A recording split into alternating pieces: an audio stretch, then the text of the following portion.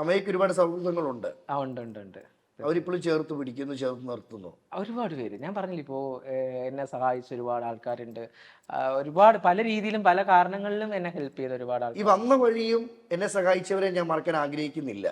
ഇല്ല ഒരിക്കലും മറക്കാനേ ആഗ്രഹിക്കത്തില്ല. അത് എപ്പോഴും ഓർമ്മയിൽ വയ്ക്കണം. എങ്കിൽ മാത്രമേ നമുക്ക് മുന്നോട്ട് ജീവിക്കാൻ പറ്റത്തുള്ളൂ. നമ്മൾ വന്ന വഴി മറക്കരുത് എന്ന് ഒരുപാട് കേട്ടിട്ടില്ലേ പഴയ വന്ന വഴി മറക്കരുത്. ഒരിക്കലും മറക്കരുത്. നമ്മൾ വന്ന വഴി എപ്പോഴും ആലോചിച്ച് തന്നെ മുന്നോട്ട് ജീവിക്കണം. ഇന്ന് അമ്മയുടെ ഇന്റർവ്യൂ ആണ് ഞാൻ എടുക്കുന്നതെന്ന് നമ്മളെ പ്രേക്ഷകർ അറിഞ്ഞപ്പോൾ അവരെന്നോട് പേഴ്സണലി ചോദിക്കണം, അല്ലെ അമ്മയെ നേരിട്ട് കണ്ടാൽ ഇത് ചോദിച്ചേ പറ്റൂ എന്ന് പറഞ്ഞൊരു ചോദ്യമാണ്. ചോദിച്ചോട്ടെ? ചോദിച്ചോളൂ. അമ്മയുടെ വിവാഹം ഉടനെ കാണുമോ, അല്ലെ പ്രണയമുണ്ടോ? എൻ്റെ വിവാഹം പ്രണയം ഉണ്ട്. വിവാഹത്തെക്കുറിച്ച് നമ്മൾ ഒരു ഇതിൽ ഇരിക്കുന്നതേ ഉള്ളൂ. അതിന്റെ ഫൈനലായിട്ടുള്ള ഇതൊക്കെ നമ്മളിപ്പോൾ വിവാഹം എന്ന് പറയുമ്പോൾ ഞാൻ പറഞ്ഞില്ല, എനിക്ക് ഭയങ്കര അംബിഷൻ, ഭയങ്കര ഒരുപാട് കാര്യങ്ങളുണ്ട്, ലക്ഷ്യമുണ്ട്. ആ ലക്ഷ്യത്തിലേക്കുള്ള യാത്രയാണ്. ആ യാത്ര ഇങ്ങനെ പൊക്കോണ്ടിരിക്കുകയാണ്. അപ്പൊ ആ യാത്രയ്ക്ക് ഒരിക്കലും തടസ്സം വരാൻ പാടില്ല. ആ യാത്ര ഇങ്ങനെ മുന്നോട്ട് പോകുന്നത് അതിന് ഒരുപാട് ബുദ്ധിമുട്ട്, ഒരുപാട് കഷ്ടപ്പാടുണ്ട്. ഒരുപാട് കടമ്പകൾ കടന്നാണ് അങ്ങോട്ട് എത്തണം. അപ്പം ഇനിയും എത്താനുണ്ട് ഒരുപാട്. നമ്മളൊന്നും പഠിച്ച് പൂർത്തിയായില്ല, നമ്മളൊന്നും ആയിട്ടില്ല. നമ്മളിവിടെ ഞാൻ ഇപ്പോഴും താഴെ നിൽക്കുന്ന ഒരാൾ തന്നെയാണ്. ഞാൻ ഒന്നും ആയിട്ടില്ല എന്ന് വിശ്വസിക്കുന്ന ഒരാളാണ്. ഇല്ല ഇനിയും നല്ല രീതിയിൽ മുന്നോട്ട് പോകണം. ഒരുപാട് നല്ല സിനിമകൾ ചെയ്യണം. ഒരുപാട് സിനിമകൾക്ക് അതിന് അവസരങ്ങൾ ഇനിയും തരണം. അപ്പൊ ഇതൊക്കെയാണ് ഞാൻ ചിന്തിക്കുന്നത്. അപ്പൊ കല്യാണം ചിന്തിച്ച് വച്ചിട്ടുണ്ട്. അമ്മയോട് ഒക്കെ പറഞ്ഞിട്ടുണ്ട്. അമ്മയൊക്കെ കൂടെ ഒക്കെ ആലോചിച്ചിട്ട് എന്താണെന്ന് വെച്ചാൽ ആ ഒരു സമയമാകുമ്പോൾ നടത്തും. വിവാഹം എല്ലാം ഉടനെ നടക്കട്ടെ. അതെ, കല്യാണത്തിന് വിളിക്കണേ.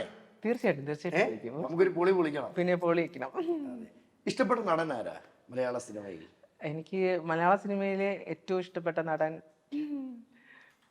അത് പറയണോ? ഒരുപാട് പേരുടെ നല്ല ഫ്രണ്ട്ഷിപ്പ് ഉണ്ട്. ഇപ്പം ഷൈൻ ടോം ചാക്കോ എൻ്റെ ബെസ്റ്റ് ഫ്രണ്ട്. ഭയങ്കര സ്നേഹമാണ് ഞങ്ങള്. എൻ്റെ പുസ്തക പ്രകാശനം എല്ലാത്തിനും വന്നിട്ടുള്ള ആളാണ്. പിന്നെ അതുപോലെ തന്നെ ധ്യാൻ ശ്രീനിവാസനോട് ഇപ്പോൾ ഒരു സിനിമ അഭിനയിച്ച് കഴിഞ്ഞു. അപ്പോൾ വിക്ടോറിയ എന്ന മൂവിയാണ്. അതിനകത്ത് നല്ലൊരു വേഷം ചെയ്തിരിക്കുകയാണ്. അപ്പോൾ അത് ഉടനെ റിലീസാവും. എല്ലാവരും ഇഷ്ടമാണ്. ഒരാളെ പ്രത്യേകിച്ച് ഇഷ്ടമെന്ന് ചോദിച്ചറിയില്ല, എല്ലാവരും ഇഷ്ടമാണ്. ഇപ്പൊ അമ്മ അഭിനയിച്ചതിൽ ഓരോ ക്യാരക്ടർ ഉണ്ടല്ലോ. അതെ. എന്നാലും അമ്മയുടെ ഉള്ളില് ഇന്നൊരു കഥാപാത്രം എനിക്ക് പറ്റും, അങ്ങനെ ഒരു കഥാപാത്രം വന്നാൽ ഞാൻ ചെയ്യും, അങ്ങനെ മനസ്സിലുള്ള ഒരു കഥാപാത്രം ഏതായിരിക്കും? എനിക്ക് നമ്മുടെ ആ സിനിമയുടെ പേര് എപ്പോഴും പറയാം, സിനിമയുടെ പേര് കോശി, എന്തോ അയ്യപ്പനും കോശിയില് ബിജു എൻ്റെ വൈഫായിട്ട് അഭിനയിക്കുന്ന ഒരാളുണ്ട്. അങ്ങനത്തെ ക്യാരക്ടറുകളൊക്കെ ചെയ്യാൻ ഭയങ്കര ഇഷ്ടം. അങ്ങനത്തെ ഒരു സ്റ്റോറിയെ സബ്ജക്റ്റ് ഇപ്പോൾ ഒരാൾ സംസാരിച്ചിട്ടുണ്ട് എൻ്റെ അടുത്ത്. നീതി എന്ന മൂവി ചെയ്ത ഡയറക്ടർ തന്നെ ഇപ്പോൾ എൻ്റെ അടുത്ത് അങ്ങനെ ഒരു സംഭവം ചെയ്യണമെന്ന് പറഞ്ഞിട്ടുണ്ട്. അവരിപ്പം ഉണ്ണി മുകുന്ദനെ വെച്ചിട്ടുള്ള കാര്യങ്ങളുമായിട്ടൊക്കെ നിൽക്കുന്നു. അപ്പം അതിനകത്ത് വന്നാൽ ആ വേഷം, അങ്ങനത്തെ വേഷങ്ങൾ, അവൻ്റെ ക്യാരക്ടർ റോളുകൾ ചെയ്യാൻ ഭയങ്കര ഇഷ്ടമാണ്. അതായത് വെറുതെ വന്ന് പോകാൻ ആഗ്രഹിക്കുന്നില്ല, ഇല്ല, വന്നാൽ അമയ പ്രസാദം നിന്നുള്ള പോലെ സിഗ്നേച്ചർ സിനിമയിൽ പതിപ്പിക്കണം. അതെ, അത് ട്രാൻസ്ജെൻഡർ എന്നുള്ള രീതിയിലല്ല, ഒരു എന്ന് വെച്ചാൽ എല്ലാ രീതിയിലുള്ള ക്യാരക്ടർ ചെയ്യാൻ, എന്ന് വെച്ചാൽ ഒരു സ്ത്രീ ചെയ്യുന്ന എല്ലാ ക്യാരക്ടർ ചെയ്യാൻ. ഇപ്പം അങ്ങനെ ഞാൻ അഭിനയിച്ചു, കുറേയൊക്കെ ചെയ്തിട്ടുണ്ട്. അപ്പം ഇനിയും അങ്ങനെയുള്ള വേഷങ്ങൾ ചെയ്യാം. അപ്പം ട്രാൻസിനെ ഫോക്കസ് ചെയ്ത് ആ ട്രാൻസിന്റെ സംഭവം വന്നാൽ മാത്രമേ ചെയ്യിപ്പിക്കുള്ളൂ എന്ന് പറഞ്ഞിട്ട് മാറ്റി നിർത്തുന്നതിനോട് എനിക്ക് ഒരു യോജിപ്പില്ല. ഇപ്പം അമ്മയുടെ കമ്മ്യൂണിറ്റിയിൽ നിങ്ങൾ അനുഭവിക്കുന്ന വേദനകൾ എന്തൊക്കെയാണ്? കമ്മ്യൂണിറ്റിയിൽ അനുഭവിക്കുന്ന വേദന ഒരുപാട്. ഇപ്പം ഞാൻ അമ്മയെ ആയത് കൊണ്ട് ഞാൻ ഇങ്ങനെ ഇത്രയും ഒരുപാട് കഷ്ടപ്പെട്ട് ഇന്നവരെ ആയി അങ്ങനെയുള്ളത്. ഇപ്പം മെയിനായിട്ട് അനുഭവിക്കുന്നതെന്ന് വെച്ച് കഴിഞ്ഞാൽ ജോലി ഒരു ഇമ്പോർട്ടൻ്റ് ആണ്. എല്ലാവർക്കും ജോലിയൊക്കെ കിട്ടി. കൊടുക്കാത്തതിന്റെ കാരണം നിങ്ങൾ അന്വേഷിച്ചിട്ടുണ്ടോ? ഇല്ല, അങ്ങനെ ഇപ്പം കൊടുക്കാത്തതിന് അവരുടെ ഉള്ളിലൊക്കെ ഇപ്പൊ ഇതായിരിക്കും, ഇങ്ങനെ നമുക്കൊരു ജോലി തന്നാൽ എന്താകും എന്നുള്ള ചിന്തയായിരിക്കും. കമ്പനി മുടിയും എന്നുള്ളതിൽ ചിന്തകളാണ്. അവരുടെ ചിന്തകൾ വേറെയാണ്, വേറെ പലതുമാണ്. നമ്മളും മറ്റുള്ളവരെ പോലെ ഒരു സാധാരണ ആൾക്കാർ തന്നെയാണ് നമ്മളെല്ലാവരും. എന്ത് തന്നാലും, എന്ത് ജോലി ചെയ്യാൻ തന്നിരുന്നാലും നമ്മൾ വൃത്തിയായി ഏറ്റവും ഭംഗിയായിട്ട്. ഇപ്പൊ ഉദാഹരണത്തിന് ഒരു വീട് നമുക്ക് റെന്റ് വീട് കിട്ടാൻ മുമ്പൊക്കെ ഭയങ്കര പാടാ. പലരെയും ഇന്റർവ്യൂ ട്രാൻസ് കമ്മ്യൂണിറ്റിയിലെ ആളുകൾ എടുക്കുമ്പോൾ ഇവരെല്ലാവരും പറയുന്ന ഒറ്റ പ്രശ്നം എന്ന് പറയുന്നത്, നിങ്ങൾ ഒരു വാടക വീട് ചോദിച്ചു ചെന്നാൽ തരാൻ ആരും മനസ്സ് കാണിക്കത്തില്ല. കറക്റ്റ് ആണോ ഇത്? സത്യമാണ്. ആയിരുന്നു, ആണിപ്പോഴും അങ്ങനെയൊക്കെ ഉണ്ട്. പക്ഷെ ഇപ്പോ മാറി വരുന്നു, എല്ലാം മാറി വരുന്നു.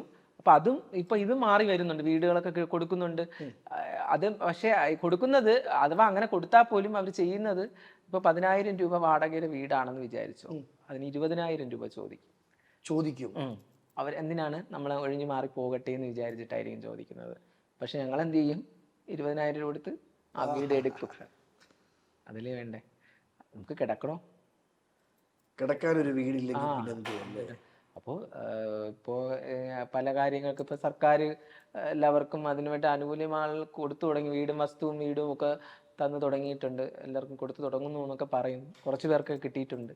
അപ്പം അങ്ങനെ വരുമ്പോൾ മുന്നോട്ട് പോകുമ്പോൾ എല്ലാവർക്കും കിട്ടിയാൽ ഒരുപാട് സന്തോഷം. അതെല്ലാം ഉടനെ ശരിയാവട്ടെ അല്ലേ? തീർച്ചയായിട്ടും അതാ ജോലിയും ഇതൊക്കെ. ഇപ്പോൾ പലവരും പറയും ഈ സെക്സ് വർക്കിന് നിൽക്കുന്ന കാര്യങ്ങൾ ചോദിക്കാറുണ്ട്. സെക്സ് വർക്കിന് നിൽക്കുമ്പോൾ എന്തിനാണ് അവർ നിൽക്കുന്നത്, എന്തിനാണ് അങ്ങനെ നിൽക്കുന്നത് എന്നൊക്കെ ചോദിക്കുന്നുണ്ട്.